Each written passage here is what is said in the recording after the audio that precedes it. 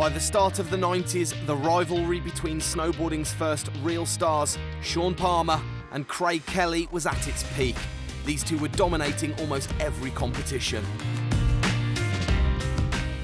But at the 1990 Burton US Open, a 17-year-old Norwegian appeared on the scene. His name, Terje Haakonsen.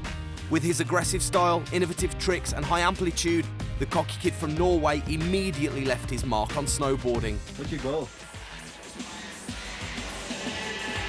Get a car. You got a car? Where'd you go? Alright. Where do you think the sport is gonna go? It's gonna go far. It's gonna go far? 2 years later, Terje won his first US Open title and a new star was born. You know, it was just dream. Was like I was beating the guys I looked up to, and riding with Palmer and Brushy, and especially in the pipe. From what I remember, it was good times. It was good times indeed for Terje. He won 3 US Open halfpipe titles between 1992 and 1995. The Haaken had landed, and the snowboard world watched in awe.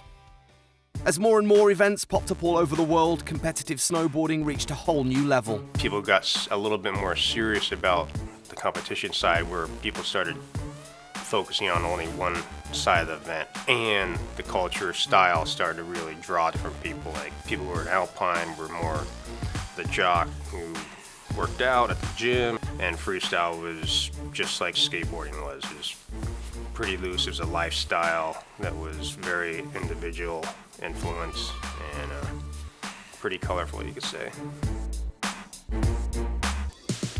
In 1991, the missing colour was added to the Alpine disciplines when the first ever border cross event was held in Blackcomb, Canada. Multiple racers on a course with cambered turns, berms and jumps. This was exhilarating, high-flying, elbow-to-elbow racing. This motocross-inspired event was a huge hit with spectators, and suddenly the racing disciplines had regained their long-lost sex appeal. It's in a realm in itself. It's totally different. It's a higher plane, man.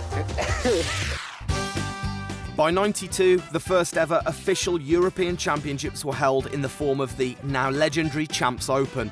The best racers from around the world travelled to Lausanne, Switzerland to compete in the dual slalom and the GS.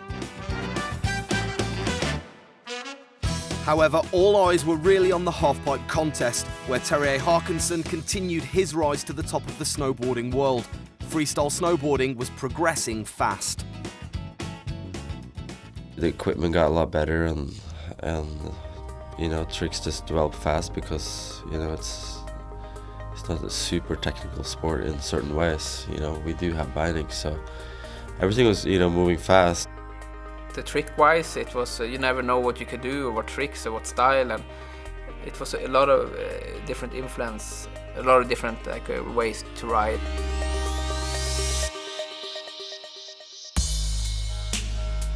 At the end of 1993, a Welsh snowboard photographer based in Innsbruck had an idea that changed the face of snowboarding events forever. There were a lot of alpine events, there were a few halfpipe events, and it was all a lot more relaxed and everyone was a little crazy. So we just came up with the idea of a straight jump, which is like the main jump that you do on the shooting, so that was the logical next step.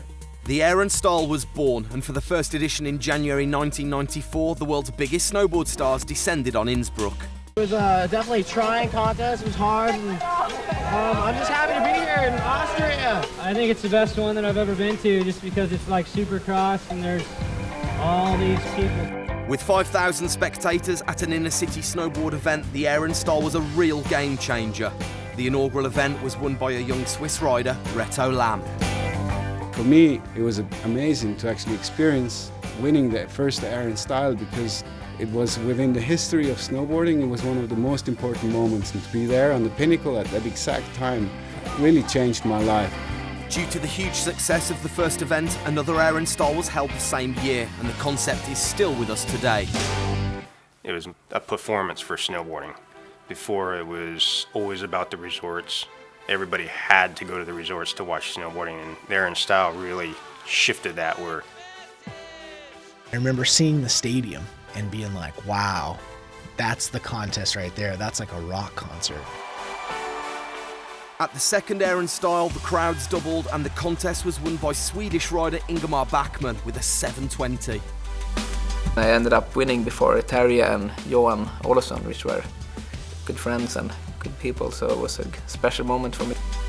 A year later, the Air&Style went into overdrive and more than 20,000 spectators made their way to the Bergisel Stadium. This was now the biggest snowboard contest in the world.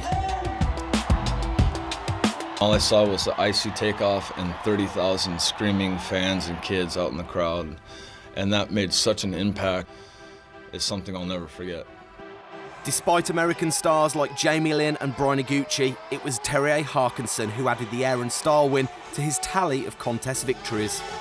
Everybody wanted to win as much back then as they want to win now, you know, because that contest has history and they really want to win it, you know. It's like a prestige kind of thing. Snowboarding was on a very steep trajectory. It was becoming a movement, a lifestyle, with music and fashion attached. The first Winter X Games, the first Olympics, all revealed in episode 3.